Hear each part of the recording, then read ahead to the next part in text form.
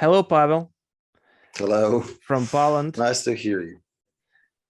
We start our first The Ethics of the Cosmos podcast with Pawel Wadolowski from Poland. He is an inventor and aerospace engineer and advocates for peaceful cooperation on Earth and in the cosmos. And my name is Timofey Yegorov. I'm the chief coordinator of the Ethics of the Cosmos social movement, which Pawel Wadolowski is a world member of. And today we'll have a discussion, a mutual interview.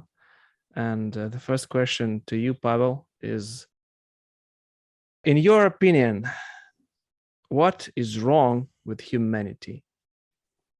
In terms of making war, not peace, while in general people strive for peace, but why do they go to war? What's wrong, in your opinion? The shortest answer I can give you that there is nothing wrong with humanity. Humanity's creative potential is enormous, but this creative potential is embedded in unity, not divided humanity. A little bit longer answer. Firstly, mankind has allowed itself to be persuaded by greedy, social power-hungry individuals that there is some external power to be feared, and to avoid punishment, the society must strictly obey the limited laws created by those individuals. In other words, due to fear, the great majority of mankind has deprived itself of the possibility of shaping the future. Meanwhile, mental, visionary potential of creating reality is the domain of consciousness that is inner, not outer potential. And secondly, the greatest fear people feel is the fear of death, which in relation to the body is inevitable at some point. Not enough living in fear significantly, and it shortens life. And in addition, it prevents from taking risks. It's impossible to imagine, for example, space exploration without risking. The risk cannot be completely eliminated, but creating technological devices and testing them first in unmanned expeditions, we are able to reduce this risk. Risk-taking and technology creation is not just about space travel only, but it applies to every aspect of human life. Besides, it's impossible to create anything new without risking. I use words novelty and creativity as synonymous, and I would like to be well understood. I'm not urging anyone to take risk by attempting suicide, only to find out that the consciousness survives death. Life is extended by knowledge, but together with the ability to predict. You don't have to be the Nobel Prize winner to understand that carbon dioxide breathing kills. Basic knowledge is enough for this, and which can be perfectly understood by elementary school student. But this is exactly what we humans do by using technologies to generate the energy from burning fossil fuels, and at the same time pumping carbon dioxide into the atmosphere at the exponential rate and in the planetary scale. In this way, accelerating climate catastrophe, which harms every human, regardless the distance, that is wherever on the planet people are, not to mention the most animal and plant biological organisms. Is that risky? This is a suicidal behavior. Almost everyone tends to point to others, accusing them for doing this. I've got a different approach. I'm the cause of it. Creation and continuous improvement of nuclear weapons, along with other military technologies, also isn't humanity's wisdom, even more so.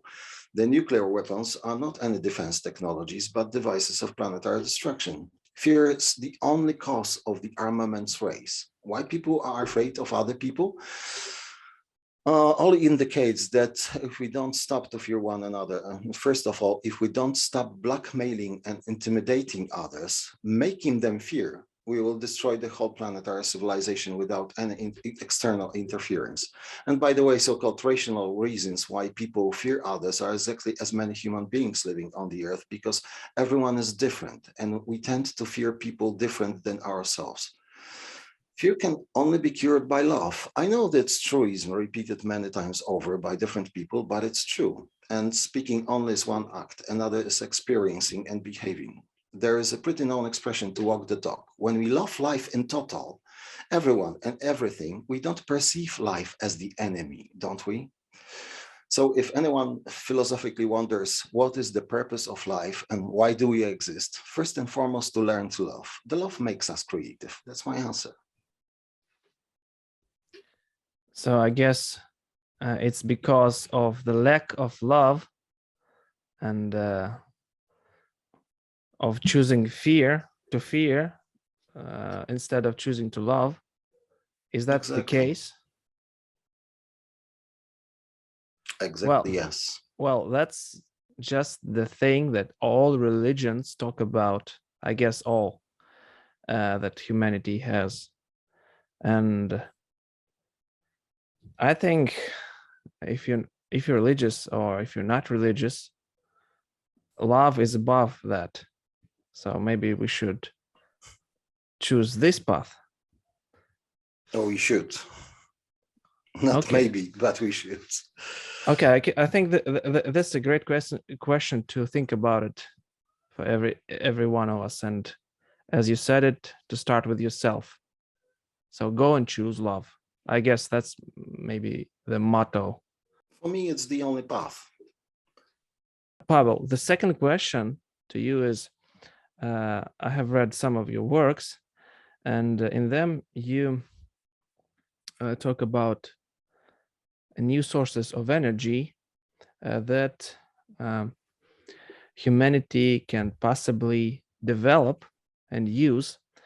And do you have any ideas of how we can build a prototype of such a new source of energy, and what maybe are the principles of how it would work, and maybe you have some ideas of how to build it? So can you talk about a little bit about this? Yes, with pleasure, but with a short introduction, if you please. Okay, Before go I ahead. answer this question, let me ask you, what do you see when you look at yourself? When you look at your reflection in the mirror? In a moment, I will tell you what I see looking at you. In simple Well, terms. what I see when I look at in the mirror, Mhm, well, I see an image of myself, probably my body. mhm. Uh, I don't know what else. Okay, looking at you, Timofey, I see human-shaped biological being who emits more energy than absorbs from the environment. So another question, besides the energy you absorb, where does this extra energy come from? Oh, that's a great question. Uh, in my opinion, the energy that we get to live and to develop ourselves, it comes from our divine part, because I believe there is a divine part in each of us and an energetic part. And then there goes the physical part. And these all three parts make a human being. So I believe that energy comes from the divine part, uh, Okay, from the soul, from your soul, if you will. okay. So looking at you, I see 0 point energy biological being who generates more energy than absorbs. This is the different term or different words I use, but what you have just described. Why? Because every particle which temperature is above the absolute zero emits more energy than absorbs. In general terms, every subatomic particle, every atom, including atoms of our bodies, every molecule, planet, star, galaxy, and so on and on, emits more energy than absorbs and are in continuous motion. In short, everything is in motion.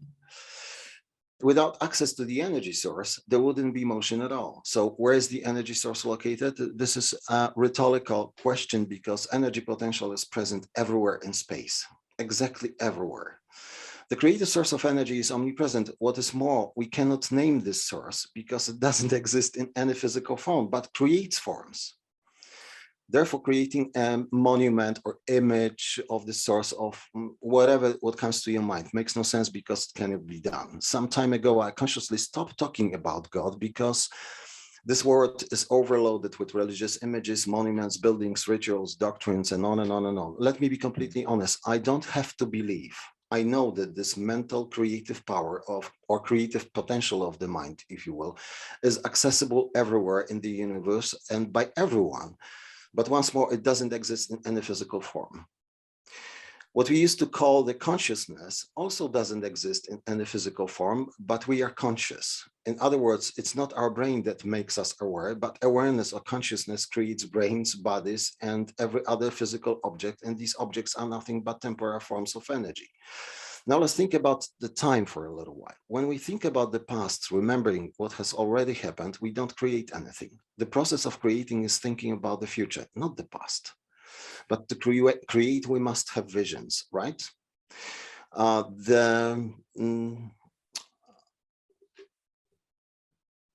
creating, the visions of the future are necessary for creating anything new. That is why the minds of all inventors are focused on the future. And in fact, the visionaries are those who shape the future of societies, not the one who are rummaging in the past, proclaiming the sanctity of traditions. There's nothing sacred in traditions because it's not creative and gives a false sense of security. We are much safer while predicting and preventing unwanted events. Such an unwanted event is certainly accelerating climate catastrophe, but to prevent the worst scenario of the biosphere collapse, we must create technologies which acquire the energy not from burning fossil fuels and splitting the atoms of radioactive elements, which by the way are also fossil fuels, but from completely different source. And this source is space. So from everyday experience, everyone should know without a doubt that electromagnetic oscillations are carriers of energy and information at the same time. I'll give you two very simple examples, which should be understood by almost everybody. Computer, which you are using right now, is powered by the electric current. Electric current is a popular name for electromagnetic oscillations. The same computer emits and receives information wirelessly through electromagnetic signals. In other words, electromagnetic oscillations are carriers of information too. Now, every visual and sound information which you receive from the environment gets to you through electromagnetic frequencies, and detectors are your eyes and ears. Moreover, the skin of your body also detects differences in the environment's temperature as a result of changing of electromagnetic oscillations. Why? What we call the temperature is nothing else but electromagnetic frequencies. To be clear, oscillation and frequency are synonyms. Usually in schools and physics lessons, electromagnetic frequencies are presented as wavy lines, yes? Yes. Which have only two dimensions, but we live in three-dimensional space. Therefore, electromagnetic waves also must be three-dimensional, and follows that might have three-dimensional shapes too, and they have. Instead of talking too much, I encourage everyone to find on YouTube a series of videos prepared by David Lapointe. I will ask you, Timothy, to place the direct link to those films below our conversation, okay? These videos are named The Primal Fields, and watching them, you will learn how the electromagnetic fields are shaped and many other details about them. So my approach to life is not complicated, especially whenever I have doubts about something, I have to check it by myself. And watching experiments from the primal fields, I had zero doubt because they are perfectly logical, but I did it anyway, repeating experiments, and the results are the same. And frankly, anyone with the very basic mechanical, electrical knowledge can do it. What's more, at least to me, there is a huge difference between those who only talk, I mean theorists only, and those who can demonstrate what they talk about. From my experimental experience, I know that three-dimensional electromagnetic fields have shapes of two balls of the opposite polarities, which create spheres, let's say inside of them or between them. Once again, almost every aspect of this process is shown in the primal fields videos. And without electromagnetic fields, there wouldn't exist any form which we call matter, including our bodies. I said earlier that electromagnetic oscillations are carriers of energy information at the same time, and every information is a thought.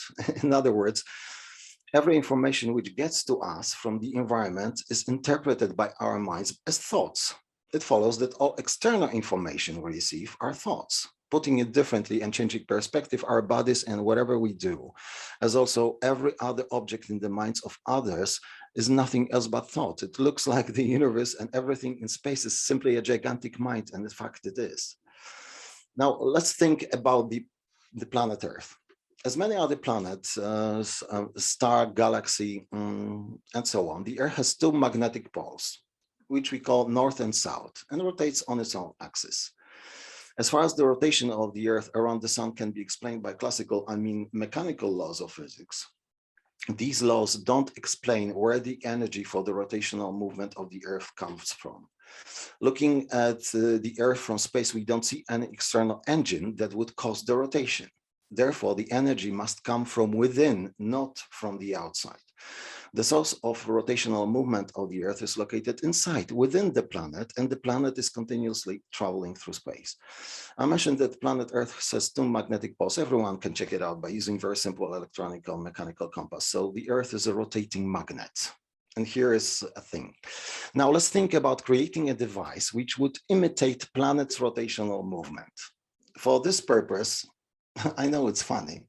It can look very funny, but here is an example of such device. These are two magnets. I don't know if it's visible. These are two magnets, and here is a shaft. And let's say that this black ball is a motor, electric motor.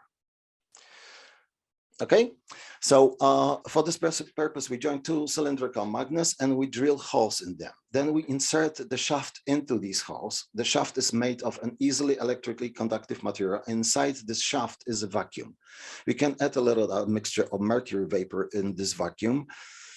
The mercury is metal in liquid state and also conducts electricity very well. Then we connect the shaft with the rotor of the electric motor. Additionally, we mount the disc from easily conductive material between the magnets. And let's say this circular pad of paper represents the disc.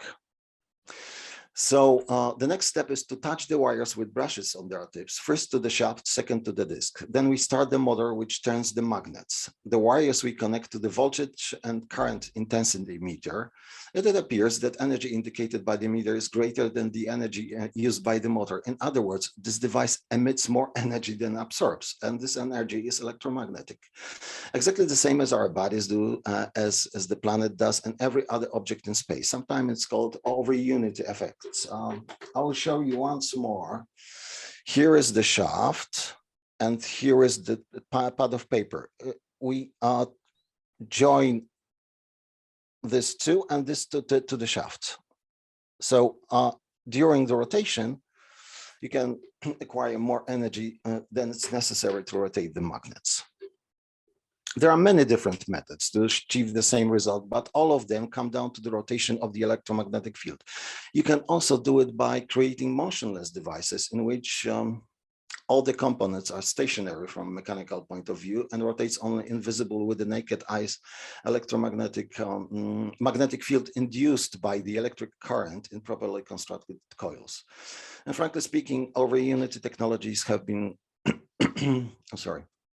created by many inventors since the beginning of 20th century, maybe even earlier, but knowledge about them is not disseminated mainly because commonly held theories of physics do not foresee the existence of such devices. To say it otherwise, accordingly to commonly believed physics theories, such devices are impossible, and yet they are commonplace, including us, planet Earth, and everything what surrounds us. To make it more fun, for instance, the documentary film Free Energy, The Race to Zero Point, in which the over-unity technologies are presented has been available for everyone to watch for more than 3 decades, and since a couple of years, even on YouTube. But the most important aspect of those mind games people have been playing for decades is that the laws of physics are strictly materialistic. Therefore, according to them, the only source of energy is matter. In case of over-unity technology, space is the source of energy. What's more, the source of energy is infinite, inexhaustible, and available everywhere. We cannot trade that is sell or buy infinity, can we? Infinity is uncountable. These over-unity energy technologies don't emit carbon, zero carbon emissions. So accelerating climate catastrophe should have been stopped many decades ago. But for the energy suppliers, it's a nightmare because dissemination of these technologies means decentralization of the energy distribution and the loss of profits in trillions of money by those who are the owners of centralized systems of the energy production and distribution from fossil fuels mainly. There are apparently people who place money profits over life. Contrary to numerous declarations looking at human greed in general, for the majority of mankind, money profits are more important than life. And once more, the fear factor. People are afraid to lose money profits, at the same time not caring about the lives of others, and for sure they don't care about the planet. Whenever people think about profits for themselves, they are not interested in helping others, but they want to take something from them. And if you let me, I can easily, very shortly explain what money is. It's nothing mystical. Thinking historically, but not even historically, just actually, anything can be money. Shells, birds' feathers, wood sticks, pieces of metal, printed pieces of paper, digits on computer screens, whatever. Since monetarists value everything and claim that they know the value of the Earth's natural resources, how much is the whole planet? I'm asking seriously. Because monetarists value everything, I want to know what is the price for the whole planet. Funny? Anyone who has a little common sense understands that there is no way to estimate the value of the Earth because it's only one. I have no idea who and when somebody came up with the thought that planet Earth is human's property, but this concept was and still is a sheer greed and stupidity, frankly. Anyway, the very idea of money comes from a common blackmail driven by greed. What do I mean? In a very simple words, it works like this. I will provide the service to others in form of any activity or any item, anything, but I will do it under condition of receiving a reward from them. Without the promise of receiving the prize, I will do nothing for others. In this way, my greed becomes money. What does it have to do with the intention of sincere help and with caring for others? Nothing. Conditional service is neither help nor cure. It's a sheer blackmail. And we have been behaving this way for centuries and millennia because we think that about other humans as aliens in ruthless terms of value, thinking like this: oh, my life is better than the life of others, therefore their lives is less valuable than mine. That's it, nothing else, nothing less, nothing more. It looks like the economists are busy counting human greed and insist that this is a science. Human greed, called the economy, has as much to do with the science as a cactus with a toothbrush. And by the way, from a point of view of extraterrestrial civilization watching humanity, whom we also call aliens, they wonder, how can we be so ruthless and short-sighted? They look at humanity as one society, not many societies. The unity is uncountable, right? Anyway, given the scale of the devastation of the planet and also its acceleration rate by us human, much sooner than later, we will have to cooperate selflessly in a planetary scale if we intend to avoid a terrible self-destruction. Well, an interesting answer. In your works, you sometimes, I don't know how many times, but you refer to planet Earth as a living being. Why would you do so? What do you mean, living being? It's conscious or what? I partially answered your question before, but to be more specific, okay, in a moment I'll be more precise, but first, I don't understand the criteria adopted by the scientists to define what is living being and why we should refer the life only to biological organisms. I don't know when somebody came up with that idea. I'm not interested to find it out, frankly, but because materialists long time ago have lost their understanding what is living being and what isn't. To me, the universe or the cosmos is, if you will, is just life. My only life criterion is the movement, the motion. When you look at something, even the table you are sitting at, it looks like a solid and unchangeable thing, but the atoms of the table are in continuous motion. The atoms of your body are in continuous motion too. The same is with the planet Earth, and every object is a moving energy form, which we used to call matter, but there is nothing static in it, which means that they are alive. The planet Earth is the form of energy too. Moreover, everything is conscious, including the Earth, because the space of the universe is the space of information and its consciousness. Initially, it's difficult to grasp, but after a pretty short time, it's not hard to get used to that. I'm not talking about another theory, but about factual process. And when somebody finally gets it, then starts to think about everything, whatever surrounds this person and itself, with incomparably greater respect and care, because everything is life and all forms are living beings. And by the way, this is very important. We cannot touch, smell, taste, see, or here, fear and love. Naturally, one can argue, for instance, that saw the fear in somebody's eyes, but both love and fear are not things, but are real, and everyone has been experiencing them. These are pure mental experiences which causes changes in our physical bodies. The same is with the past and the future. The past is just mental images in our minds, and the future too. The only difference is that whatever happened in the past, we cannot change, but we have influence what will happen in the future. I'm repeating myself already, but it's important to realize that there is no way to be creative while rummaging in the past and studying history. Anyway, we create the future. To create the future, one must have vision. There is no other way to do it. My vision is quite simple. We, that is humanity, will finally stop listening to hungry, greedy of social power, fearmongers meaning warmongers. If the universe, which we used to call the external world, was hostile towards us, it wouldn't allow us even to be born. We will unconditionally remove all the weapons of war, beginning from the removal of the nuclear weapons. Once and for all, we will abandon the concept of impossible, especially from the educational system. A quick reminder, if you please, for almost every human being who lived 100 years ago and didn't have a long-term vision, the travels to the moon or using the iPhone seem to be impossible in those people's mind, and yet this happened. So whenever somebody says that something cannot be done, it's impossible, this person proves to be fearful, not creative, programmed life form. We'll start to act selflessly, caring about each other, understanding that everyone benefits from selflessness. We will implement free energy devices in the planetary scale, in this way ending climate catastrophe. The planet is self-correcting living being, but we must stop abusing the Earth. And then we'll make an open, peaceful contact with extraterrestrial civilization, as also visiting them in the future.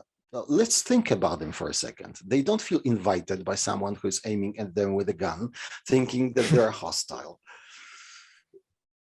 The same is with us. We are not willing to make contact with people who are intimidating and blackmailing us and aiming at us with guns instead of behaving peacefully with peaceful intentions. And let me say a word about judgments. I would be a genius of hypocrisy, accusing others of destroying the planet as moralizing by telling stories, for example, about original sin, and that to clean myself on the sin, I should ask for forgiveness, obeying the people who are saying such stories. I'm perfectly aware I know that I'm destroying the earth whenever I drive a car, travel by train, by ship, by airplane, whenever I hit an apartment, turn on the lights, turn on computer, turn on cell phone. All those technologies are powered by burning fossil fuels and emit carbon dioxide into the atmosphere we breathe. But instead of complaining forever, accusing others and waiting for others to do something about it, and instead of scientific authorities say nothing can be done because the matter is the only source of energy, I decided to change it by changing myself first. That is one of the reasons we are openly communicating right now, not giving people illusionary hopes that somebody will do it for them and save them, but to inspire people to act together in this way, allowing everybody to shape our future, leaving behind very, very slowly acting, therefore dysfunctional governments of bureaucrats, because the only purpose is to centralize power, threatening with external threats. But let's focus on something positive, forward-looking. We are living in continuous future, right? Yes, let's do this. Okay. Okay, let's just move on to the next question. And this one, for me personally, is I'm very interested because recently you told me that you had a near-death experience during which you experienced some anomalies of space and time, of perception, of you being in a different form. So can you please tell about this episode of your life? Maybe you will want to go into detail or not. It doesn't matter. Just can you please tell about this near-death experience and what you felt, saw, and experienced? Okay.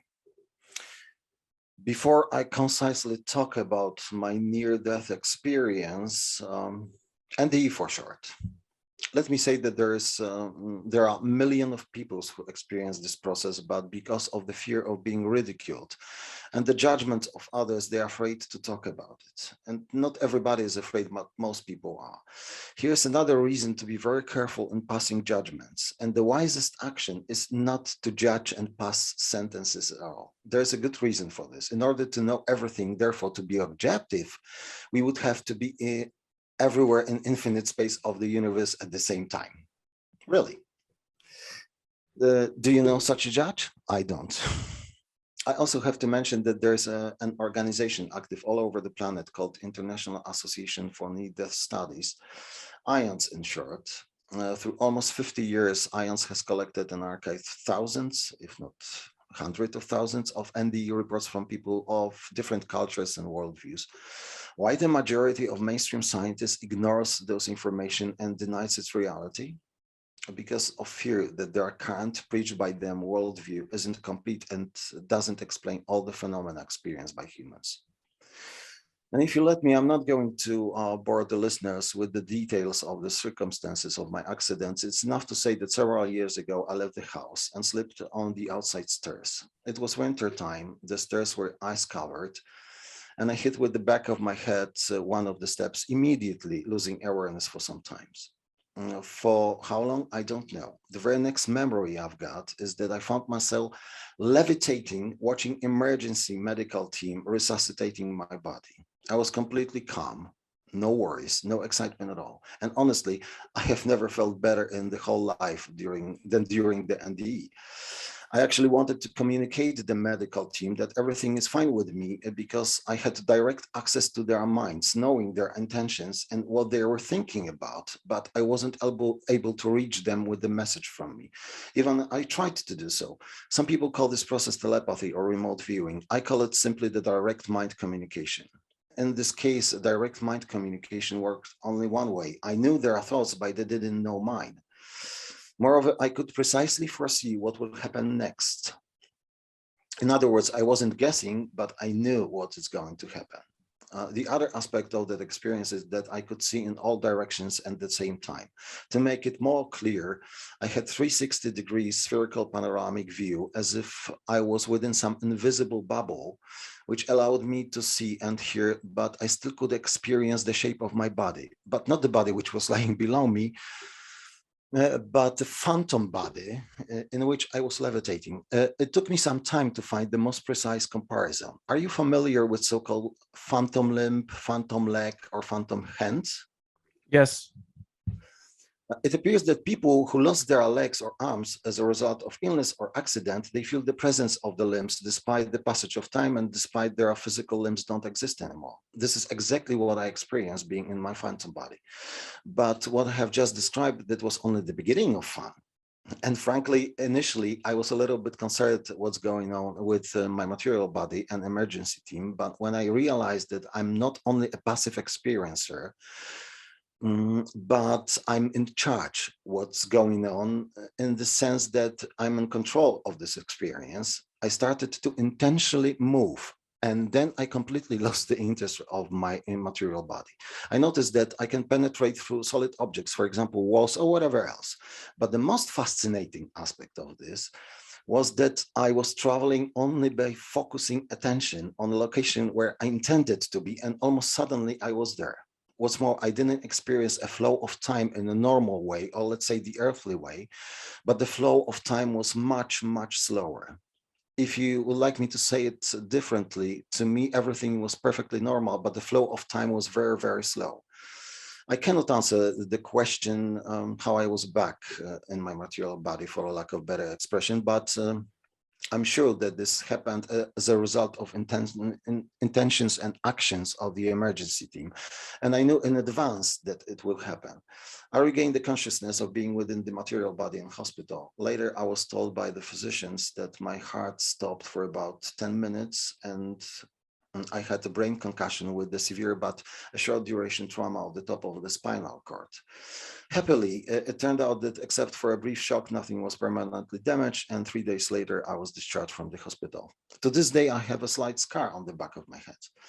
And one aspect I must emphasize that through the whole time of this near-death experience, I felt inside of me an unconditional love. This love was not external but internal.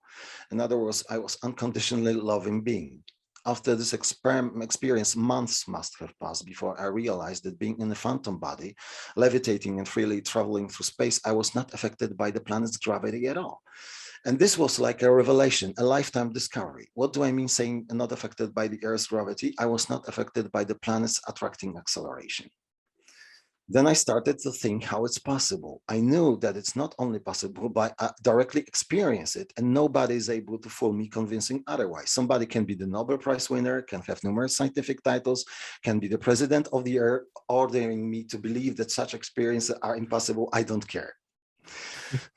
I know that what I have experienced. The problem was that I knew that in so-called scientific literature, there is no single word about such experiences. So initially, I started reading religious and esoteric books, but I quickly realized that despite the colorful stories and thousands of written pages, I couldn't find any meaningful, that is logical explanation. And after a few weeks, suddenly, in an instant, I realized that while being free from the gravity of the Earth during my NDE, I could travel everywhere in the cosmos at will. Although I did not do it because while being in a phantom body, I traveled relatively short distances, but I'm certain that if I only intended to, I could do it. I just had to understand how it works. And by the way, because of what I have just said, somebody could draw a conclusion that humans have to be near death to travel a great distance into the cosmos. No, I will explain the mass reduction process later. Anyway, after my NDE, I had to make a revision of two major theories about the creation of the universe and Big Bang, which is no different than the theory about the creation of the universe by God in the past. Since God or Big Bang, in other words, created the universe in the past, what was the cause of Big Bang or God? It's a perplexing question which cannot be answered logically because it's a regression into infinity and completely pointless. I'm not making a fun of it, and I'm not going to hurt anyone's religious feelings, whatever it means, but it doesn't make any sense, and I want to know the truth instead of repeating recklessly in non-logical theories. In addition to this, NDE, the joint assumption of those two theories is that creation was in the past. Therefore, those theories exclude that creative process is continuous, never began and will never end. The creation and creativity is about the future, not the past. And that was another eureka moment, because when you realize that the process of creation is continuous, also must realize that we are creating the future right now whenever we think about the future. And for the creation, you need a vision. So simple.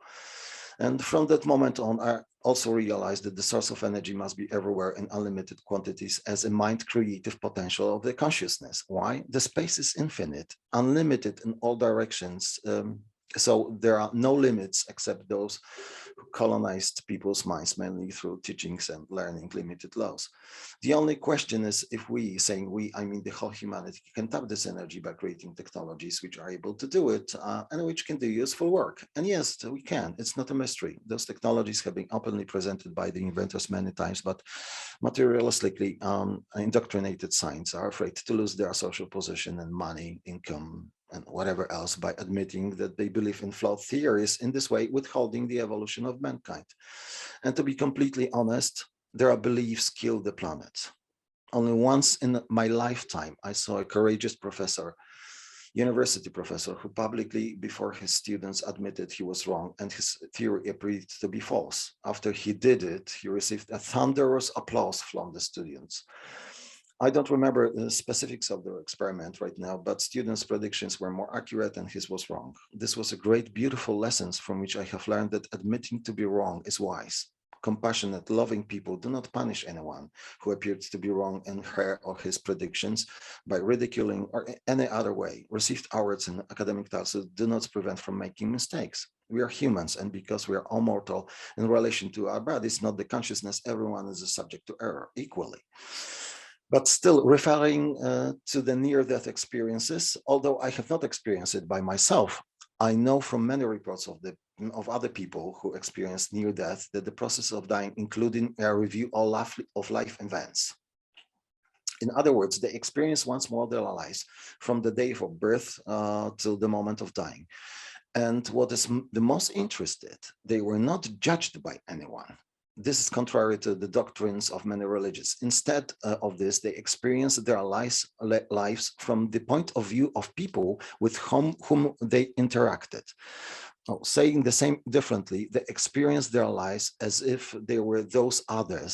Therefore, they experience the consequences of their decisions, knowing how they influenced others. Speaking even simpler, the life review during the process of dying is not a judgment of any kind, but for example, when you hurt someone, you experience the result of your decisions and what you did from the point of view of that person. Not complicated.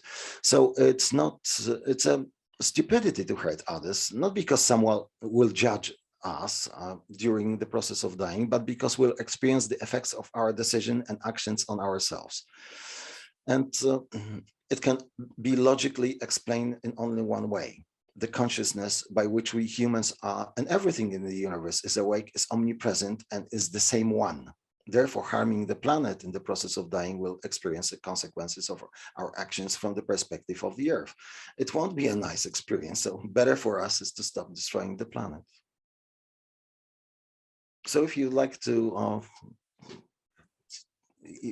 me to talk about my near-death experience, but I think I will tell a little bit more about this after your next question, maybe. Okay. Thank you. That was so interesting.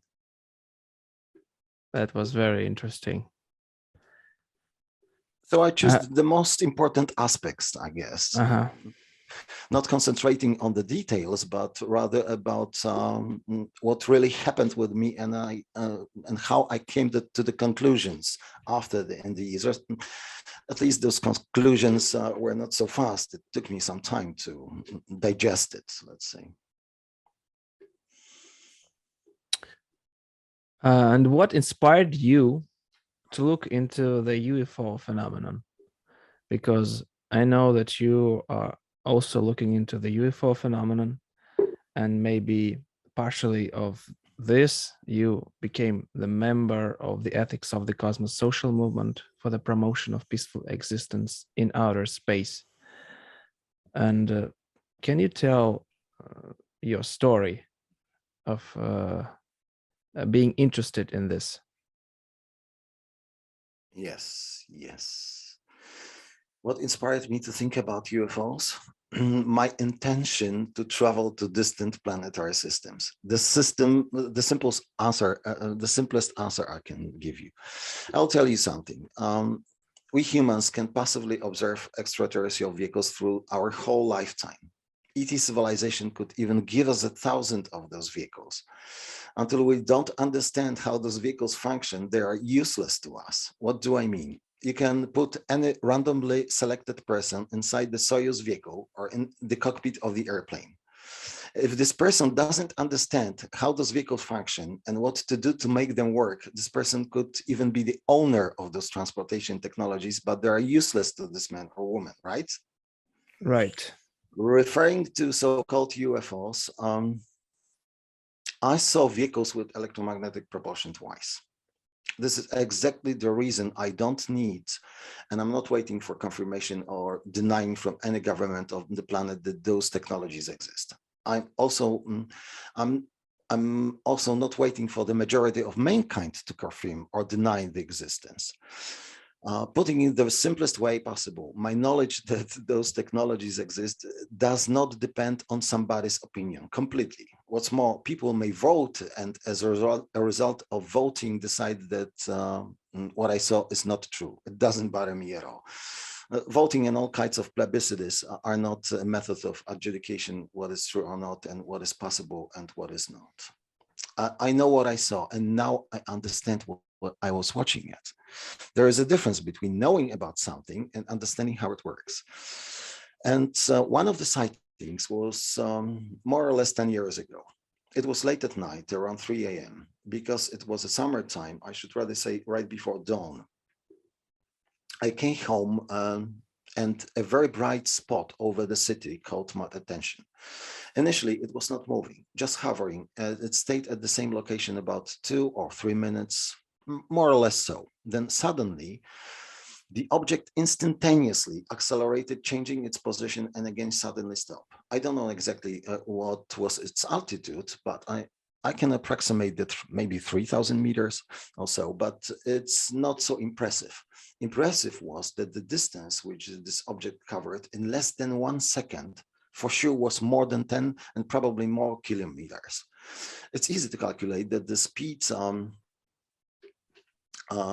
of this object or vehicle, whatever it was about 36,000 kilometers per hour at least. A little bit later, this object also performed other maneuvers like vertical acceleration and rapid descending, and after about 10 minutes, it disappeared.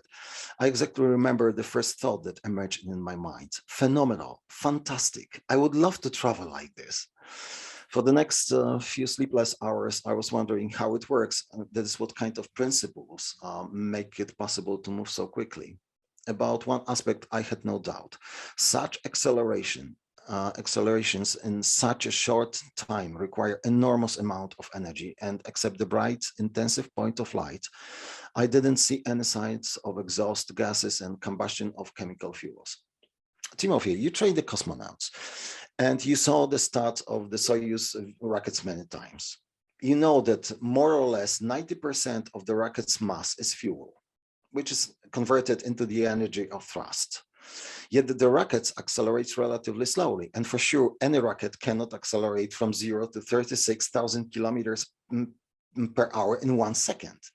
But even if the rocket could accelerate so fast, it wouldn't withstand the enormous overloads. It would fall apart into pieces.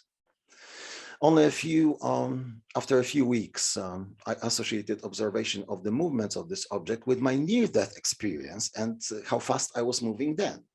We'll get to it in a moment. The second observation 2 years later was even more inspiring.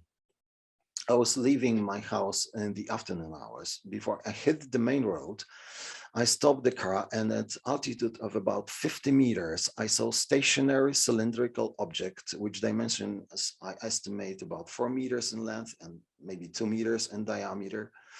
The object was hovering. I was looking at it for a minute, maybe just a little bit longer, and then the object started gradually vanishing as if it was dissolving in the air. And the process lasted a couple of seconds, and during that process, the object wasn't changing its position at all.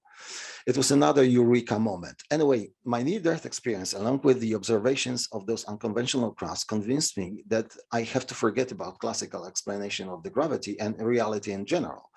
It was not so easy, but I became obsessed with the goal to understand how it works.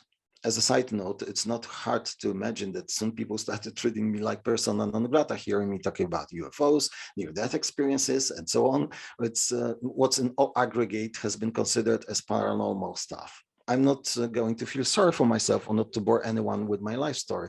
The point is that I had to understand what physics is behind this. And yes, there is a real physical process involved with it. So then I started from scratch, and frankly, I did it many times over, eventually focusing my attention on electromagnetism. What did I realize? I understood that electromagnetism is the key factor connecting in all of those experiences. And now I'll try to explain how. I will do it with the best of my ability right now, trying to avoid as much as I can technical and physics jargon or slang, as you will. For a lack of better expression, today mainstream science tells you that it's impossible to communicate and travel faster than the light speed. In other words, the speed of light is the fastest and final, according to the mainstream science. Of course, at this point, I encourage everyone once again to watch the primary fields presentations to realize that what we call the light are three-dimensional electromagnetic frequencies which have shapes or forms, in other words. After watching the primary fields, you will know that all structure in space, I mean all structures, with no exception, including our bodies, are located within these fields. Saying it differently, every material structure is surrounded by and located inside the electromagnetic field, which central form is shaped like a sphere. Simply speaking, our bodies, the small particle of the largest galactic, are inside the electromagnetic fields. The only aspect that distinguishes those fields is their spatial scale or size, if you will. So but the overall structure of the electromagnetic field is everywhere the same. Speaking even simpler, every material form, I mean every, resides inside within the electromagnetic field, which we used to call the light. But how can you travel and communicate faster than light being inside the light? Initially, it makes no sense, but only initially. It's not necessary, but for a while, let's focus our attention on Einstein's theory of relativity. First of all, this theory tells us that if we wanted to accelerate any object to the speed of light, we would need an infinite amount of energy. According to the materialistic science, it's not possible, but this assumption is not true. You were talking about the 0 point or over unity technologies already. The electromagnetic energy potential is infinite at every point of space. Secondly, the theory of relativity says that when any object traveling from point A to B is approaching the speed of light, its mass is becoming infinite. And what's more important, the time slows down, eventually reaching the speed of light, the time stops completely. I mean, according to the theory of relativity, traveling with the light speed, the time is 0. Saying the same differently, traveling with the speed of light from point A to point B, it takes zero time. Does it make any sense? To me, no. And it's people's common sense that any travel takes time. So let's say that we are able to construct a vehicle, a technological device which creates electromagnetic field around it, and we are on board. Then the vehicle is inside the light. Everyone should know from even primary school lessons that the light has frequencies, and the electromagnetic spectrum oscillations ranges from 0 into infinity. Oscillations of the electromagnetic field are in fact two counter-rotating vortices. One we call north, second south, just like magnetic poles of the Earth. Why counter-rotating? Because nothing is static, and counter-rotation causes the effect, which we call the polarity. When it comes to me, instead of opposite, I prefer to talk about complementary polarities because they both are one electromagnetic field and the light, or light, if you will. Now, every object has its inertial mass. There's a difference between the mass and the weight, but I'm not going to talk about it in order to not complicate. So when the vehicle which resides inside the electromagnetic field, let's say that this apple is electromagnetic field, yes? So inside this electromagnetic field is the vehicle with passengers on board.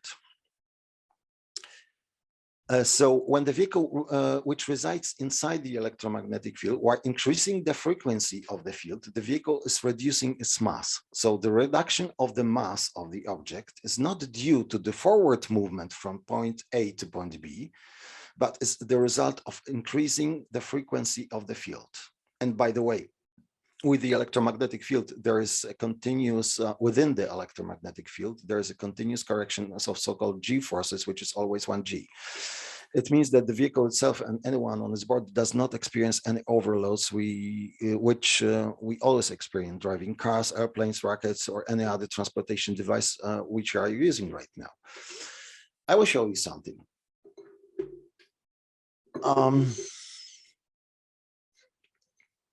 Here is a copper tube. I hope it's visible. I will do it that way. Here is a copper tube. And here is ordinary magnets. Not maybe not ordinary, but neodymium, but a little magnet. When I release the magnet, it will fall down, just like that, with the speed caused by the Earth's gravity acceleration. But when I put the magnet into the tube,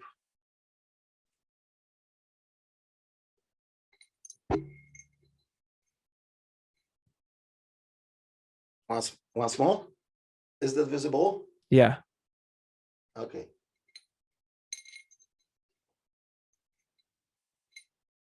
It's slower. Yes, it's slower.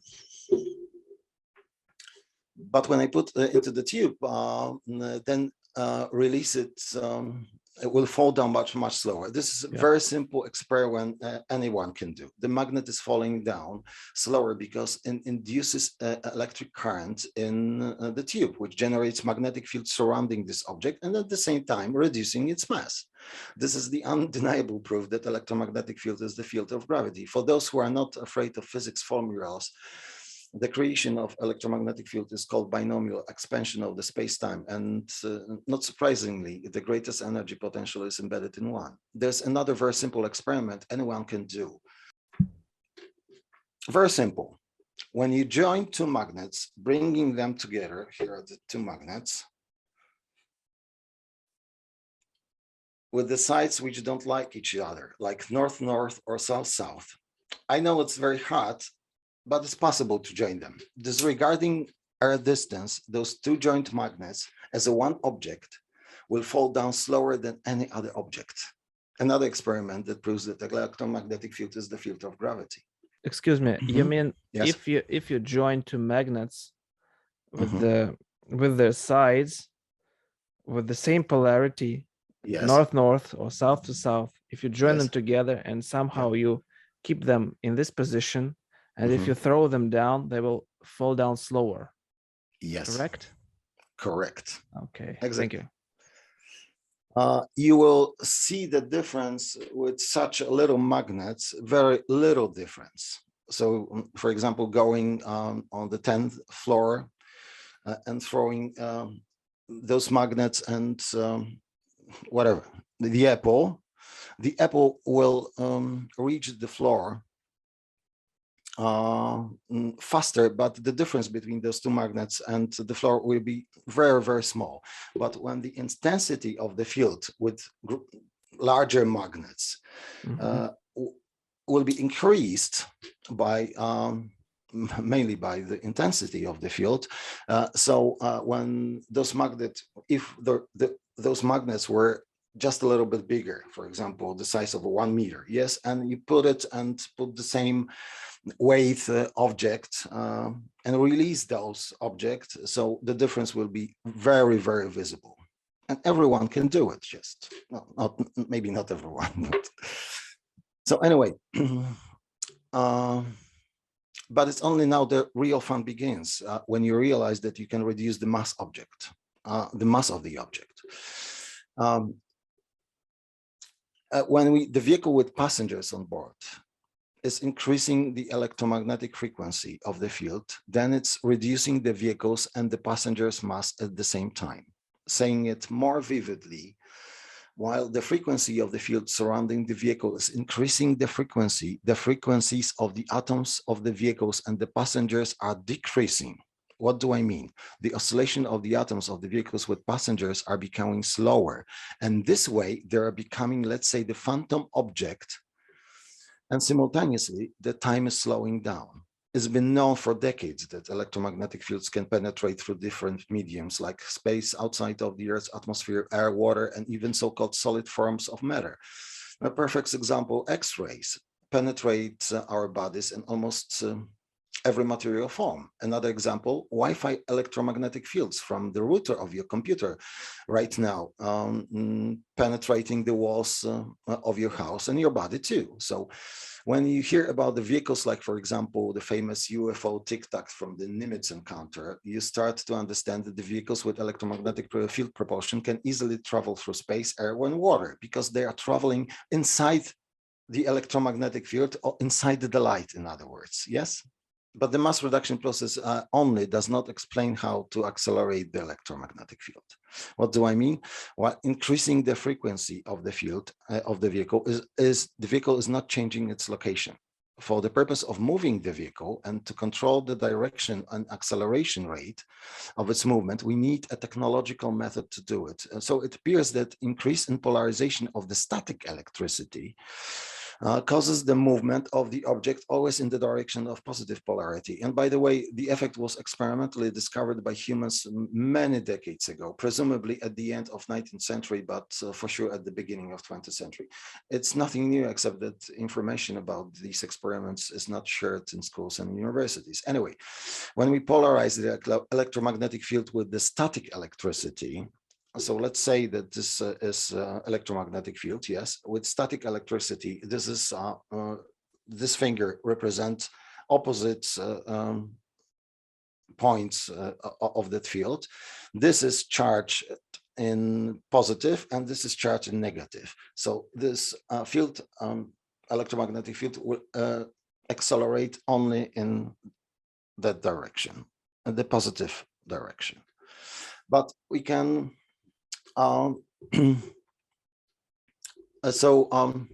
anyway, when we polarize the electromagnetic field with the static electricity, it is causing the progressive movement of the field from point A to point B. The greater the polarity, that is potential difference, the faster the acceleration.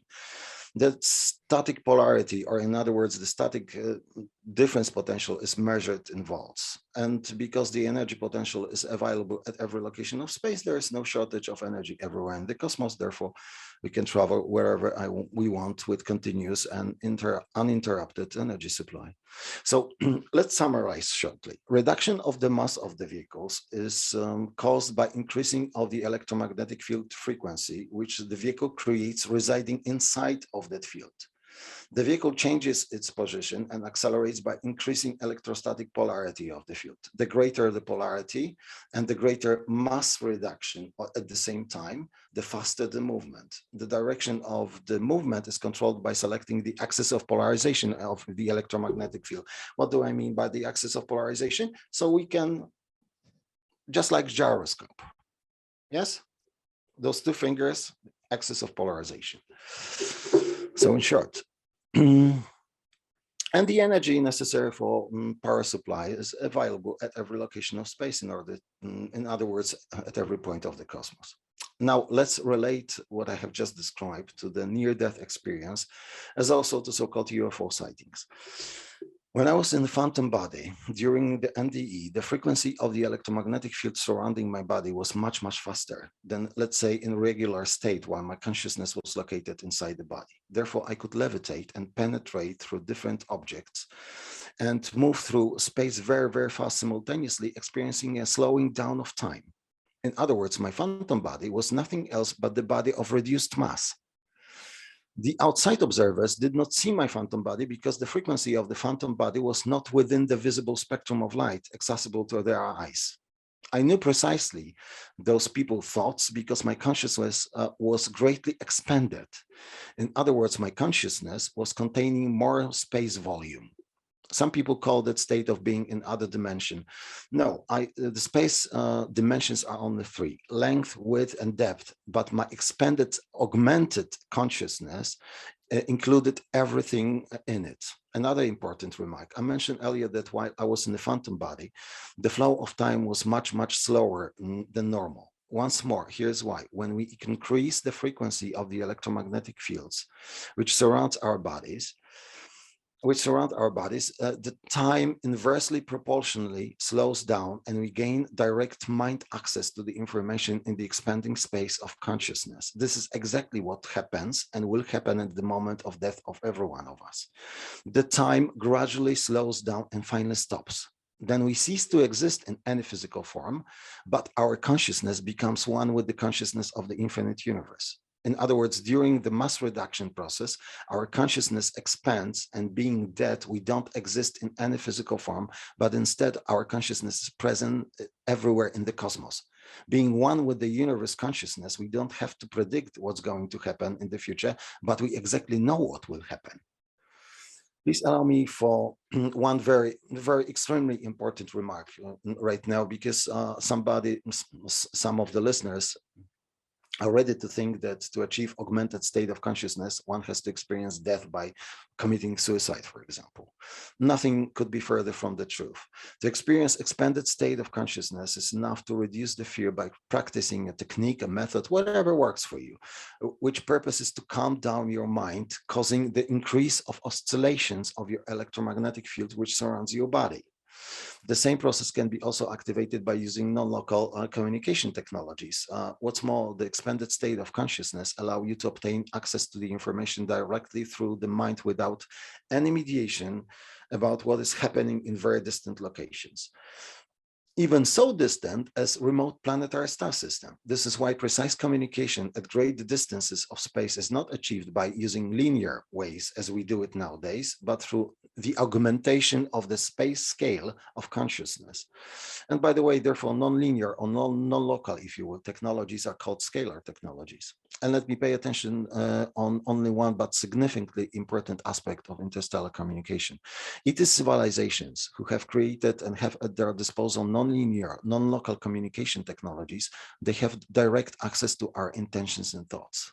In other words, they have direct access to our minds and they know what we are thinking about. Therefore, there's no way to hide anything from them. We are not able to lie to them. We cannot keep any secret from them. And for example, and perfect example of such capabilities as an interaction between a UFO and a fighter plane in Iran from 1976, I believe. Iranian military pilot was sent to intercept the UFO near Tehran. As soon as the pilot thought about shooting down the UFO deactivated offensive system, preventing the pilot from launching the rockets. What's more, the extraterrestrial vehicles in pop culture called UFOs have been demonstrating for decades the capabilities of the activation of nuclear weapons. This way proving that they have direct access to the most secret military technologies on Earth. And information about those incidents are also in public domain. Okay, let's think about the one more aspect of the mass reduction process. When I saw so-called UFO that was levitating and gradually vanishing in the front of my eyes, this object was increasing its electromagnetic field oscillations. It could still be in the same location, but I stopped seeing it because frequencies of the atoms of that cloud at some point were entirely outside of the spectrum perceived by my eyes. I could probably see it, but with the use of night vision device, which can detect the frequencies not visible to the naked eyes. And in concise explanation, that's all. It's not a mystery, black magic, voodoo, or any abracadabra. The technological aspects are, and all of the details of the vehicles with electromagnetic propulsion can be complicated, just like the construction of the passenger's airplane or rocket, but their work is very simple. Moreover, the vehicles with electromagnetic propulsion can easily travel through interstellar densities due to the mass reduction and polarization of the electromagnetic fields. Therefore, the journey, for example, to the planetary star systems, which is distant from the Earth by, let's say, 100 light years, won't take you 100 years or more, correcting by the Earth's time, naturally, but days or minutes, depending on the degree of the mass reduction of the vehicle. What's more, the same transportation technologies we can use at shorter distances, for example, between two locations on the planet. So the travel and transportation can be very, very fast, almost immediate. Nothing complicated. It isn't hard to understand for every student of primary school, and for sure every student of high school can get it. So before I go silent, or before I will start interviewing you, I would like you to consider only one but extremely important aspect of so-called free energy.